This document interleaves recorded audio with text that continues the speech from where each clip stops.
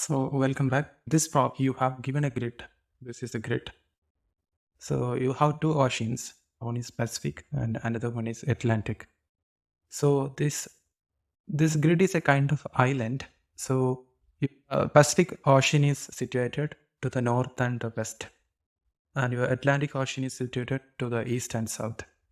So your top of the, or you can tell it's like it is at the top of the grid or it is at the left of the grid. And you have it in the Atlantic Ocean is there in the right of the grid or bottom of the grid. So the rain will be falling on top of the grid.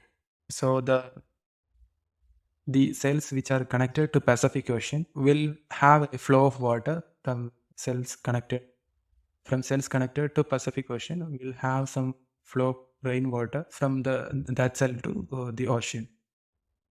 So here the criteria is, suppose if the rain falls at the cell with cell height 5, the water can flow into a cell with a lower height. It will never flow into a cell with a higher height. Suppose this cell has a height of 4. If water falls on this cell, it can flow into two neighboring cells of these 2 and 2. It will not flow. It will not flow into 5. It will not flow into 7. So that is the kind of criteria we have. So if water falls at, but if water falls at any of the cell which are closer to Pacific Ocean, they will definitely fall into sea. So you have to figure out what all the cells where the rain is falling and that water is landing at sea. Suppose if water is falling at this 4, it will flow to this 2 or it will flow to this 2. Then once that water reaches at this 2, it will flow to Pacific Ocean. And if the water is flowing via the upper 2, it will again dump to the uppermost 2 and that will flow into ocean. So suppose this one cannot push water into top because it's the height of the cell in the top is 5, and this cannot push water into left as because the height of cell there is also higher than the height of this one, but it can push into lower portion and it can contribute that water into Atlantic Ocean, but it cannot contribute that into Pacific Ocean. So there are cells who cannot contribute to Pacific Ocean, who can only contribute to Atlantic Ocean. But this is also a kind of a similar scenario. This 3 cannot push water into right. This 3 cannot push water into bottom, but this can push water into top and this can contribute to Pacific Ocean.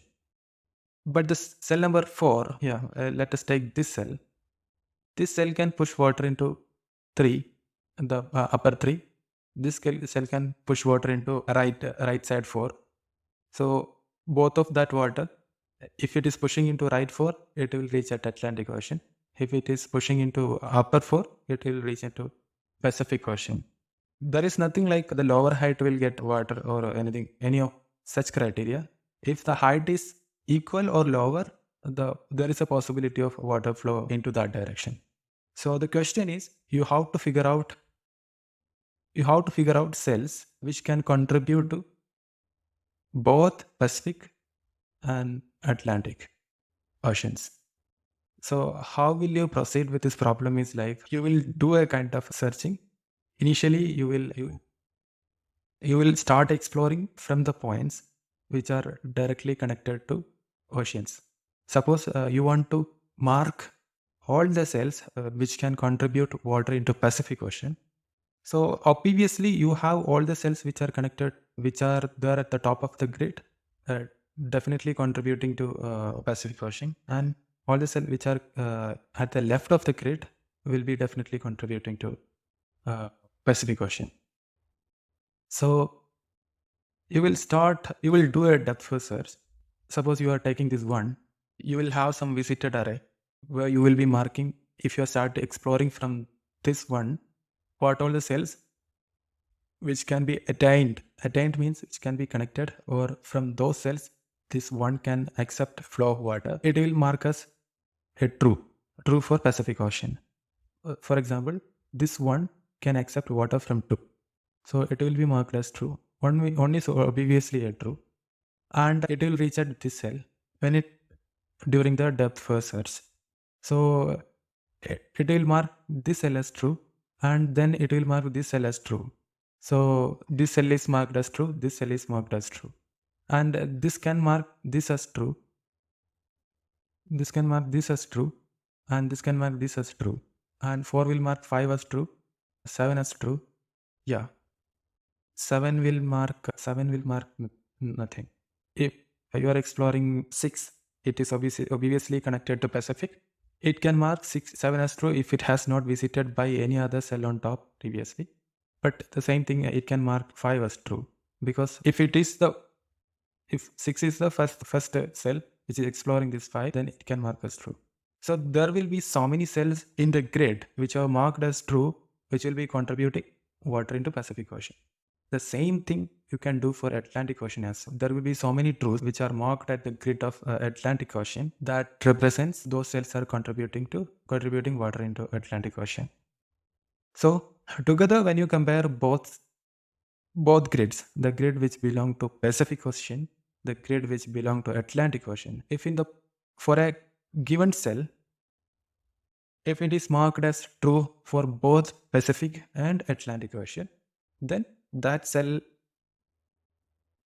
can be considered as the one which we are looking for in the question. The question is to find the cells which are contributing both to Pacific and Atlantic, which are contributing water to both Pacific and Atlantic. Now let's see the code that will give you more detail of how this problem is actually programmed. So this is the height grid given to you, and it's available here as well. This is the solution clause you have to define.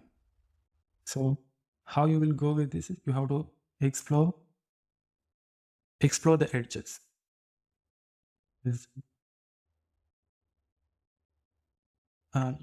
You need a special grids for both Pacific and Atlantic, where you will be marking. You will be marking whether a cell is contributing to Pacific, then contributing to Atlantic. This is for Pacific, this is for Atlantic. So now these cells are false. That means everything is marked as false. They are not contributing to any of the, neither to Pacific nor to Atlantic.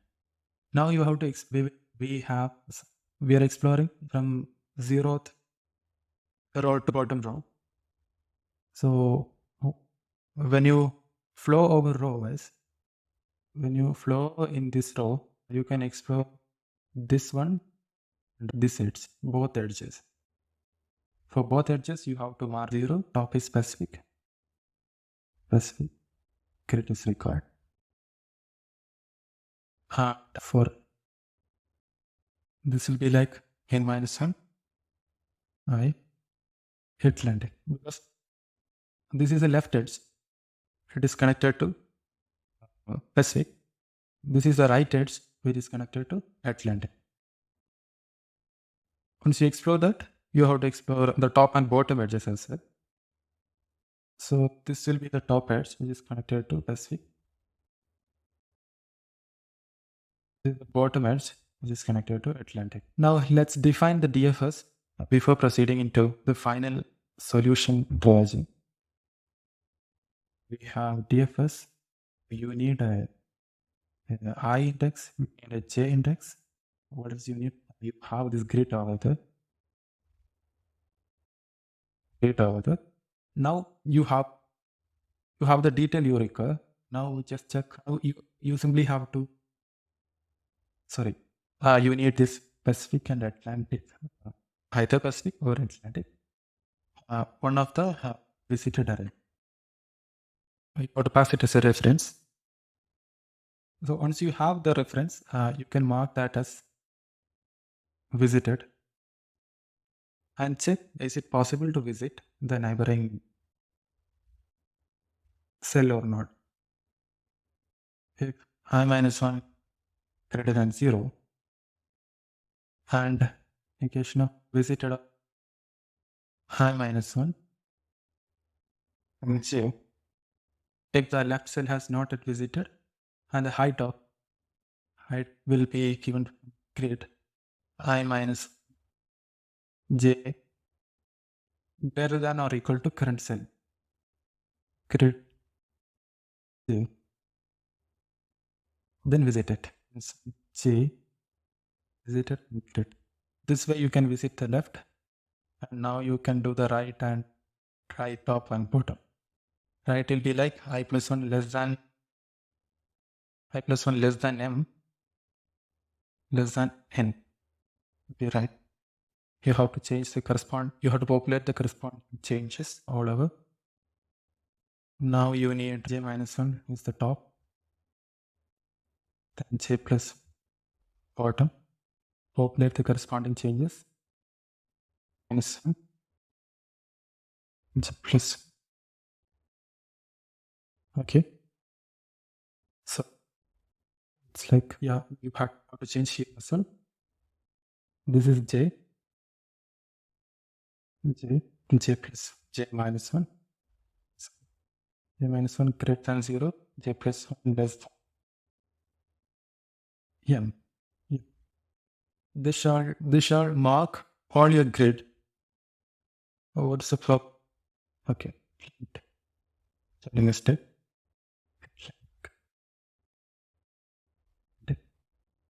Still actually it's correct. This DFS will mark all the cells which are contributed to Pacific when the grid is of Pacific. Atlantic, grid is of Atlantic. Now the interesting thing you have to do is like you have to traverse over your entire grid and see if visited of Pacific of so Ij and ATL of Ij, if both are answered are I comma j, and now you will require an answer vector. So this answer vector will give you the solution you are looking for. This means you had visited both Atlantic and both Pacific. Let's see whether there are too many errors. Okay. Let's see whether it works. There was some. Okay, you received the solution. 041314. 04 means it is 0. 0, 1, 2, 3, 4. 04 is 5. 1, 4. This 4 and 4. 2, 3, 0. 2, 2 is this one. 3, 0 is 1 is 7. And 4, 0 is 5. So all the solutions which are marked here are reflected at our answer. So thanks for listening. This is how we solve this problem of Pacific and Atlantic Oceans. That's it. Thanks for listening.